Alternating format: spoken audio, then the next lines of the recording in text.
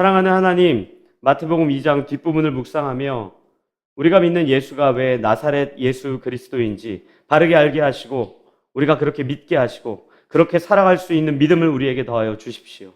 예수 그리스도의 이름으로 기도합니다. 아멘.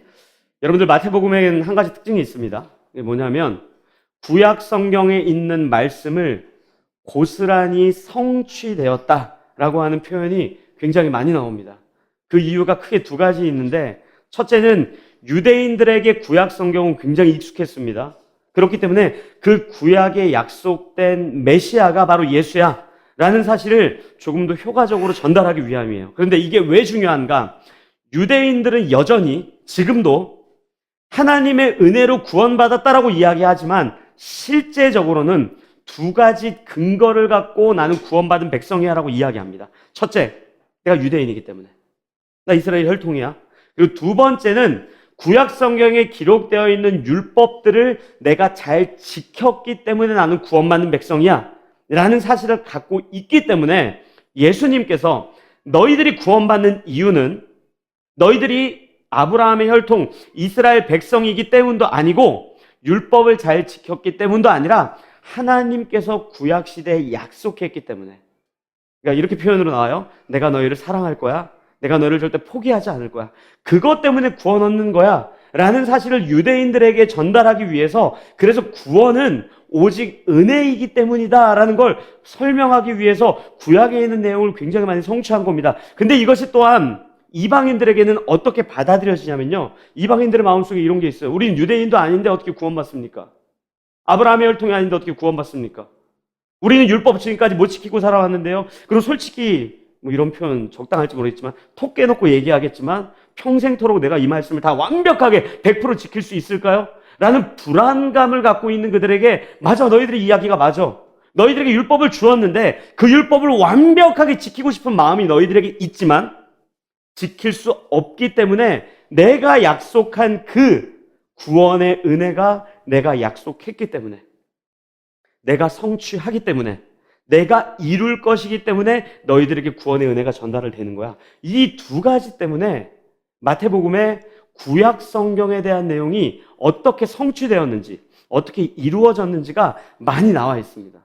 그래서 우리가 사실 지난주까지 살펴봤던 본문에 벌써 4가지가 구약 성경에 인용되었던 내용이에요. 그거 한 가지씩 좀 살펴볼까요? 이사야서 7장입니다. 이사야서 7장 14절을 제가 여러분들에게 읽어드릴게요. 이사야서 7장 14절입니다. 들어보십시오. 그러므로 주께서 친히 징조를 너희에게 주실 것이라. 보라, 처녀가 잉태하여 아들을 낳을 것이요 그의 이름을 임마누엘이라 하리라. 아멘. 이게 이사야서 7장 14절에 기록되어 있는 거거든요. 그렇기 때문에 예수님께서 처녀의 몸인 마리아를 통해서 태어난 거예요. 그러니까 과거에 약속했던 것이 하나님이, 야, 내가 반드시 지킬 거야 라는 사실을 수많은 사람들에게 다시 한 번 더 이야기하는 거죠. 내 이야기는, 내 말씀은, 내가 너희들에게 전한 약속은 절대 실패되지 않아. 절대 중단되지 않아. 절대 어그러지지 않아. 이거를 이야기하기 위해 이사야서 7장에 있는 본문 그대로 마태복음에 성취된 거죠. 또 미가서 5장 2절에도 이렇게 기록되어 있습니다. 들어보십시오. 베들레헴 에브라다야, 너는 유다 족속 중에 작을지라도 이스라엘을 다스릴 자가 내게서 내게로 나올 것이라. 그의 근본은 상고의 영원에 있느니라. 아멘. 장차 올 메시아가 굉장히 형편없는 베들레헴 지역에서 태어나게 될 것이다 라는 이야기를 고스란히 받아서 예수님이 참으로 베들레헴 마구간에서 태어나시는 거죠. 하나 더 볼까요? 스가랴서 9장입니다. 이거 우리가 지금 살펴보진 않았지만 나중에 마태복음 뒷부분을 살필 때 분명히 묵상하게 될 본문입니다. 스가랴서 9장 9절입니다. 이렇게 나오죠. 시온에 따라 크게 기뻐할지어다. 예루살렘에 따라 즐거이 부를지어다. 보라, 내 왕이 내게 임하시나니 그는 공의로우시며 구원을 베푸시며 겸손하여서 나귀를 타시나니 나귀의 작은 것 곧 나귀 새끼니라. 아멘. 우리가 잘 아는 것처럼 예수님께서 십자가를 지시기 위해 예루살렘으로 입성할 때 뭐 타고 오십니까? 나귀 타고 오세요. 그러니까 이런 모든 것들이 구약 성경에 약속되었던 것이 고스란히 성취된 것이, 와, 신기하다, 어떻게 이렇게 딱딱 맞아 떨어질 수 있어 수많은 사람들에게 가서 야 봐봐 말씀은 하나도 오류가 없어 다 맞는 거야. 이것 때문에 그렇게 존재하는 것이 아니라 하나님이 약속한 것이 단 하나도 어그러지지 않겠다라는 마음으로 우리에게 주시는 거예요. 그게 어떤 효과가 있는 줄 아십니까? 우리 예수 믿다가 보면 내가 이렇게 예수 믿어도 구원받을까? 내가 분명히 율법, 하나님의 말씀을 사랑하긴 하는데 내가 이렇게 지키려고 노력하긴 했는데 죄송한 표현이지만 남들 앞에선 뻔뻔하게 저 굉장히 신실한 사람이에요 라고 살아가고 있는데 실제 우리 내면에는 가면을 하나 쓰고 있고 막 어기고 있는 그것들 때문에 혹시 내가 천국에 못 가면 어떡하지라는 불안과 두려움을 우리 인생에서 사라지게 해준다고요. 많은 분들이 오해를 해요. 그것이 사라지면 우리가 방탕하게 될 거라고 생각해요. 방탕해지지 않습니다. 뻔뻔해지지 않습니다. 오히려 하나님의 은혜의 가치를 더 많이 알아가게 되는 거예요. 집 나갔던 탕자가 집으로 돌아왔을 때 왜 평강을 누릴 수 있습니까? 아버지는 역시 너 집 나갈 거야? 안 나가면 안 돼? 나갈 거야? 안 나가면 안 돼? 나갈 거야? 그래 한번 나가봐. 변하지 않는 게 있어. 네가 집 나가도 너 내 새끼야. 모든 걸 다 잃고 돌아와도 내가 너 받아줄게. 이것을 우리에게 주는 게 성경에 있는 내용이에요. 저는 라이프계 가족들이 이 마태복음을 묵상할 때 우리의 구원의 근거가 지금까지 내가 예배를 몇 번 드렸고 말씀을 몇 번 읽었고 헌금을 얼마 했고 내가 봉사를 얼만큼 했고 단기 선교를 얼만큼 갔다 왔고 내가 뭐를 했고 이게 아니라 하나님이 약속하셨기 때문에 예수 그리스도로 말미암아 그것이 완성된다라는 그 위로와 평강이 우리 라이프계 가족들에게 있었으면 좋겠습니다. 하나님께서 뭐라고 약속하세요? 야 네가 애굽으로 팔려가도 다시 구원할게. 네가 나에게 등을 돌리고 우상을 숭배하고 하나님을 떠나고 물질과 권력이 좋아서 그 길로 달려간다 할지라도 나 끝까지 너를 기다릴게. 나 너를 사랑하는 그거는 변하지 않아 라고 하는 그 마음에 큰 위로가 라이프계 가족들에게 있었으면 좋겠습니다. 제가 지금 오늘 본문 19절부터 23절까지 읽었는데 여기에도 그 말씀의 성취가 기록되어 있습니다. 제가 일단 19절, 20절, 21절은 조금 이따가 설명드릴 텐데 먼저 우리가 22절과 23절을 같이 읽도록 하겠습니다. 22절, 23절입니다. 같이 읽겠습니다. 시작. 그러나 아켈라오가 그의 아버지 헤롯을 이어 유다의 임금됨을 듣고 거기로 가기를 무서워하더니 꿈에 지시하심을 받아 갈릴리 지방으로 떠나가 나사렛이란 동네에 가서 사니 이는 선지자로 하신 말씀에 나사렛 사람이라 칭하리라 하심을 이루려 함이로라. 아멘. 예수님이 어떤 동네로 가십니까? 나사렛이란 동네로 갑니다. 근데 왜 나사렛으로 갑니까? 여기 이렇게 기록되어 있어요. 선지자로 하신 말씀에 나사렛 사람이라 칭하리라 하심을 이루려 함이로라. 우리가 지난주에 호세아서도 살펴보고 예레미야서도 살펴봤죠.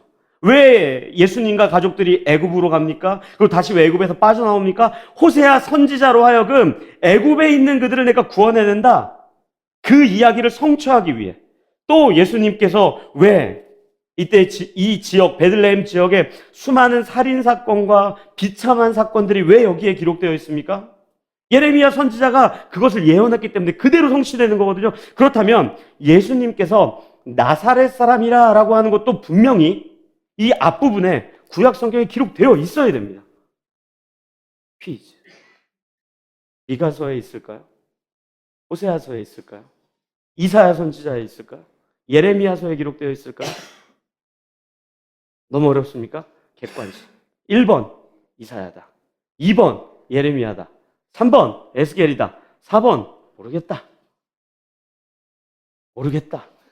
4번이 정답입니다. 나사렛 사람이라 칭하겠다라는 내용이 선지서에 기록되어 있지 않습니다. 메시아는 나사렛 사람이야. 나사렛 사람이라 칭함을 받을 거야. 나사렛에서 태어날 거야. 라고 기록되어 있지 않아요. 근데 마태복음에는 그렇게 기록이 되어 있는 거예요. 우린 이런 본문 보면서 답답해 해야 하는데 성경을 잘 안 읽으니까 안 답답한 거죠, 이게. 답답해야 됩니다. 왜 분명히 여기 이렇게 적혀 있는데 다른 것들은 다 기록되어 있으면서 이건 왜 기록되어 있지 않을까? 요한복음을 읽으면 금방 이해가 됩니다. 요한복음 1장입니다. 제가 여러분들에게 여러 번 얘기했던 본문입니다. 요한복음 1장 43절부터 46절까지 43절부터 46절까지 본문을 제가 읽어드릴 테니까 들어보십시오. 이튿날 예수께서 갈릴리로 나가려 하시다가 빌립을 만나 이르시되 나를 따르라 하시니 빌립은 안드레와 베드로와 한 동네 벳세다 사람이라. 빌립이 나다나엘을 찾아 이르되 모세가 율법에 기록하였고 여러 선지자가 기록한 그 일을 우리가 만났으니 요셉의 아들 나사렛 예수니라. 나다나엘이 이르되 나사렛에서 무슨 선한 것이 날 수 있느냐? 빌립이 이르되 와서 보라 하니라. 아멘. 너무 잘 아는 본문이죠. 빌립이 예수님을 먼저 만난 거예요. 그러니까 너무 기뻤던 거죠. 그러니까 사랑하는 친구 나다나엘을 찾아가는 거예요.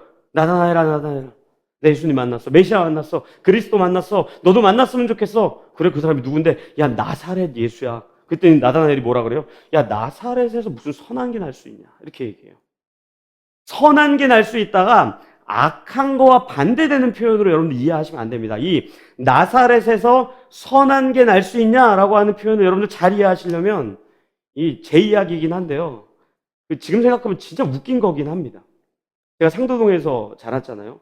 우리 친구들끼리 이렇게 잘 놀다가 한 친구를 무시할 때 이런 표현을 써요. 너 봉천동 사냐? 지금 생각해보면 도끼 개끼니에요. 봉천동이나 상도동이 똑같이 달동네인데 뭘 봉천, 그런 표현이에요. 야, 나사렛 그 시골 동네에서 무슨 메시아가 나와. 예루살렘이어야지. 말이도 안 되는 소리 하고 있네. 나사렛은 그런 게 날 수가 없어. 예수님께서 나사렛 사람이라 칭함을 받는다라는 게 그겁니다. 누군가가 어떤 선지자 한 명이 예수님은 나사렛에서 태어날 거야 라고 말한 적은 없어요. 그런데 수많은 선지자들의 이야기를 종합해보면 그분은 어떤 분이에요?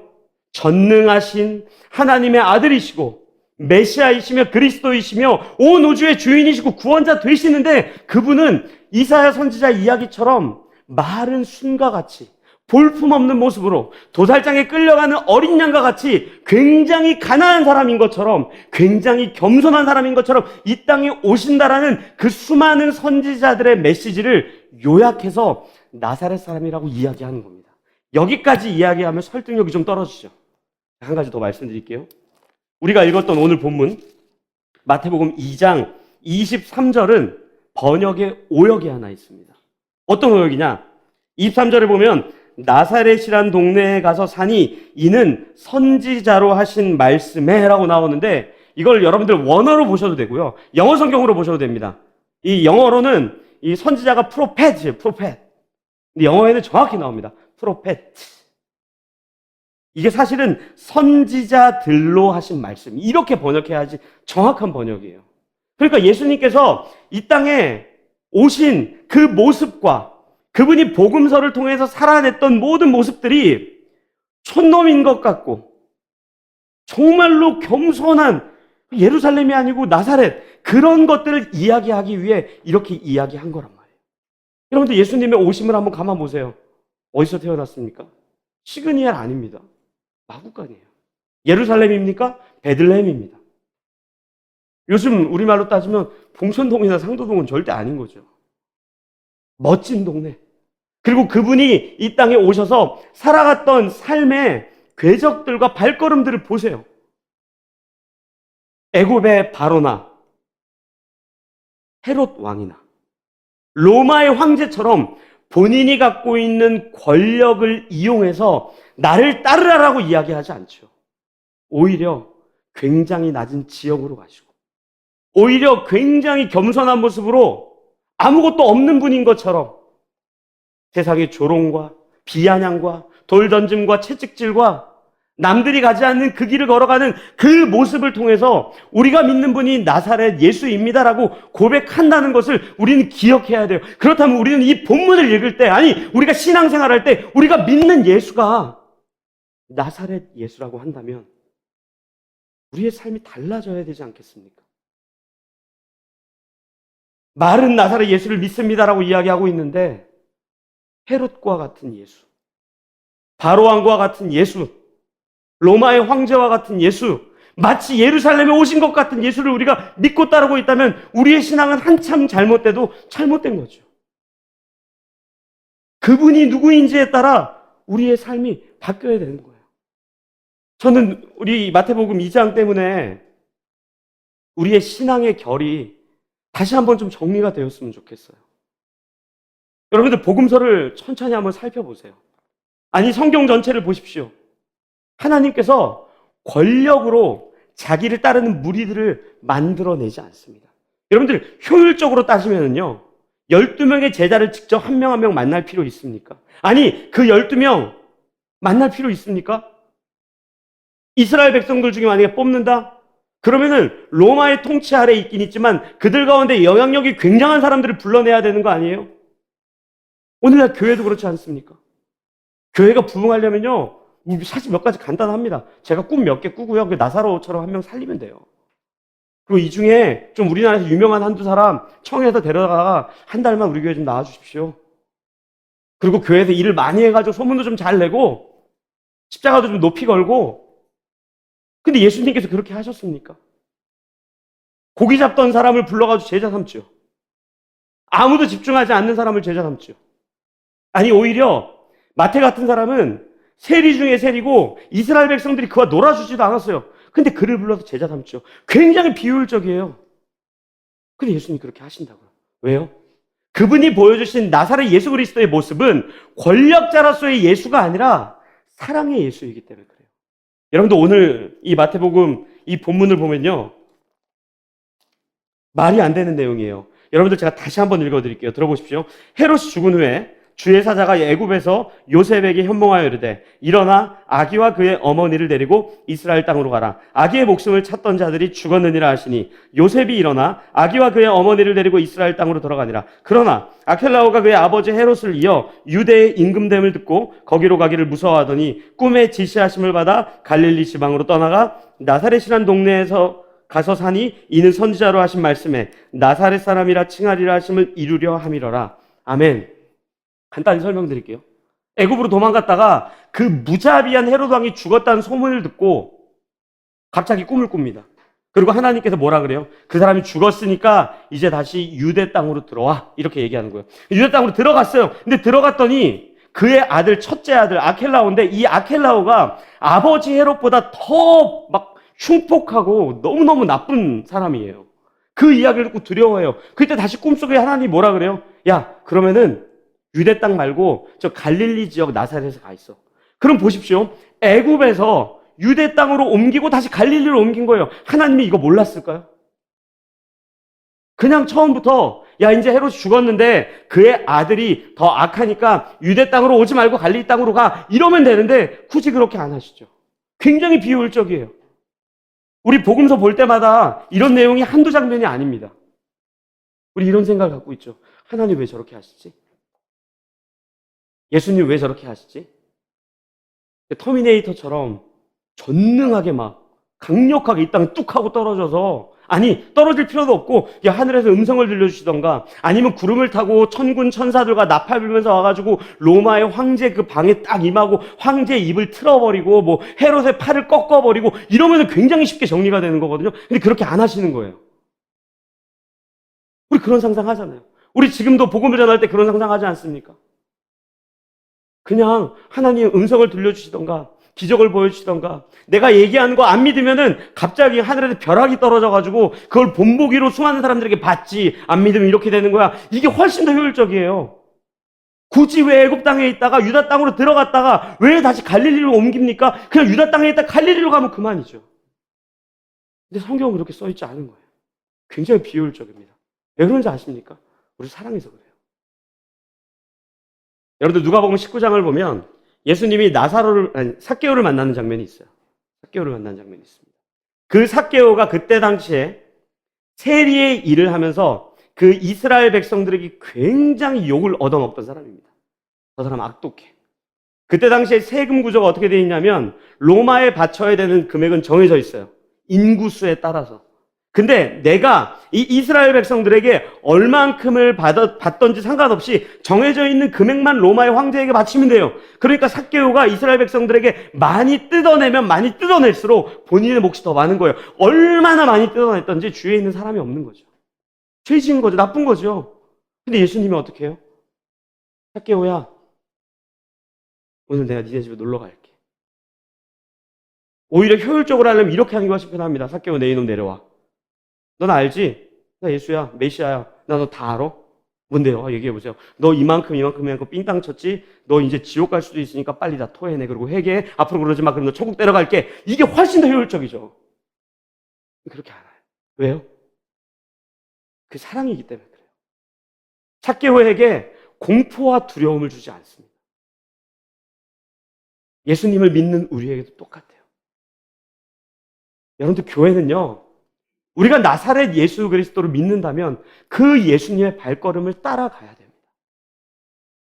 나사렛 예수를 믿는다고 이야기하면서 예루살렘의 예수를 믿고 싶어하고, 그 메시아가 예수라고 고백하면서도 헤롯과 바로왕과 같은 그 권력을 탐하고 우리가 그 길로 걸어가고 있다면, 성경을 펼치면서 아니 왜 대체 하나님은, 왜 예수님은 왜 이렇게 비효율적인 거야 라고 말하고 있다면 우리 진짜 예수 모르는 거예요.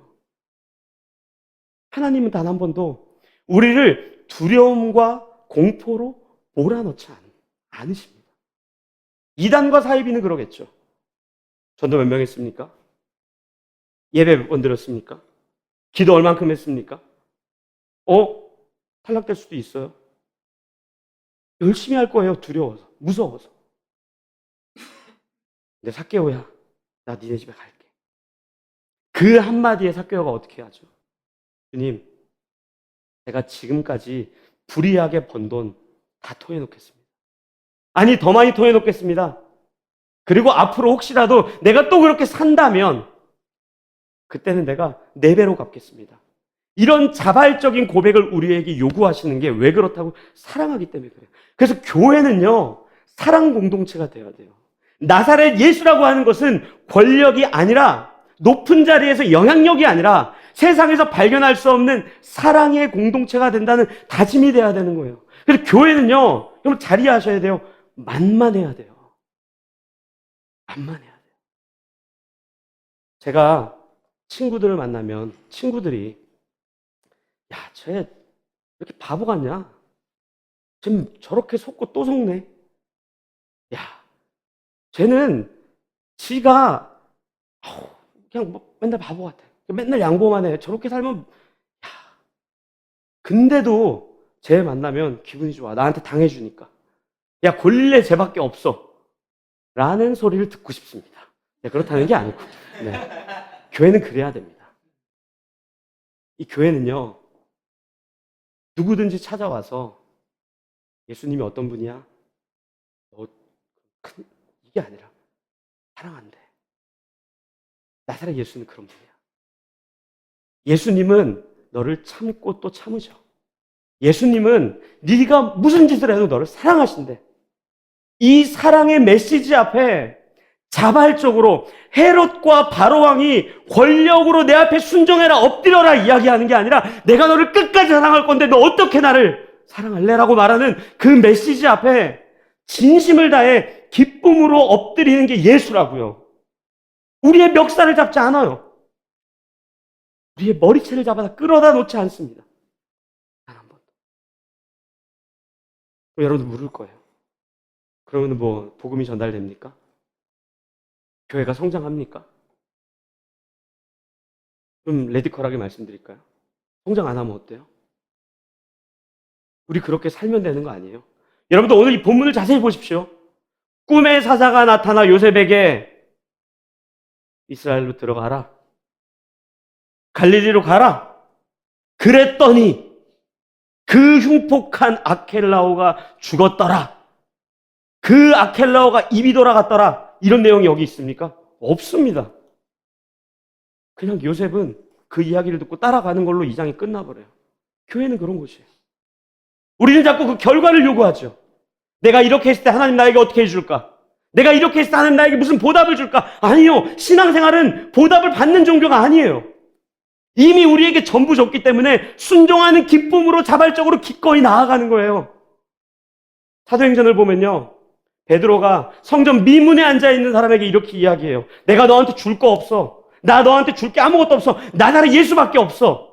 그때 당시에 성전 미문에 앉아있던 사람이 얼마나 오래도록 못 고쳤으면 사람들이 맨날 그냥 그 사람을 거기다 갖다 놓아요. 맨날.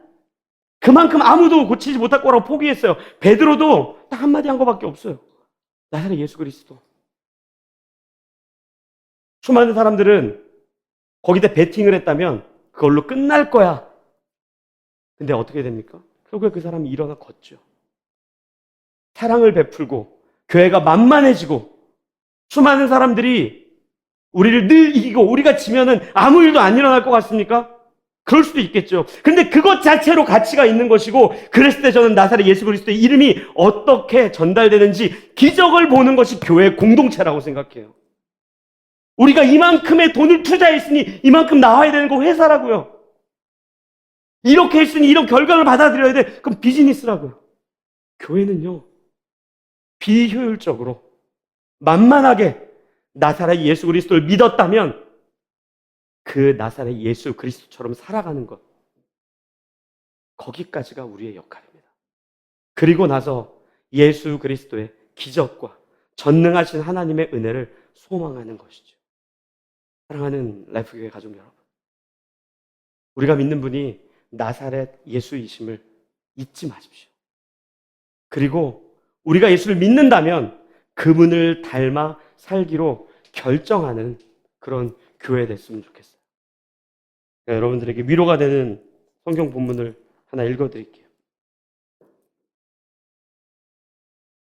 사도 바울이 복음을 막 전하고 본인의 인생을 이제 어느 정도 자리를 잡았기 때문에 괜찮게 누리면서 살아도 되는데, 다시 한번 로마의 황제를 만나겠다고 로마로 들어갈 때 수많은 사람들이 펑펑 웁니다.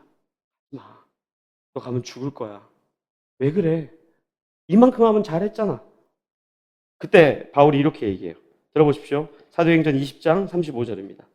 범사에 여러분에게 모본을 보여준 바와 같이 수고하여 약한 사람들을 돕고, 또 주 예수께서 친히 말씀하신 바 주는 것이 받는 것보다 복이 있다 하심을 기억하여야 할지니라.